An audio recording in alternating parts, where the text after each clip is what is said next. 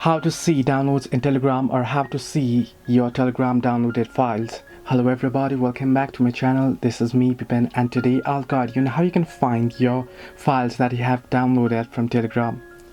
Well, the process itself is easy and simple, so let me guide you through. If you download any images or if you download any videos from Telegram, then you should be able to see it on your gallery easily.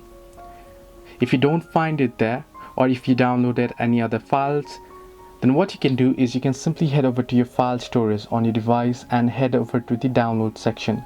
So you should be able to see it on your download section. However, if you still don't find it here, then the other way is simply go ahead and head into internal storage. Now here you want to head into Android. Here, if you don't find the Android option, you want to tap on the arrow here and make sure that it's on all option. Then simply head into Android. Under Android, you want to head into media, and here you should see the option that says org.telegram.messenger. So you want to tap on it. Once you tap on it, you can see the Telegram option. Simply tap on it and go ahead and you can see the images and videos option, where you'll be able to see your downloaded images, videos, and your other files as well. So this is how you can see your Telegram downloads. Hope this helped. Do like and subscribe, and do not forget to leave a comment down below if you have any further issues.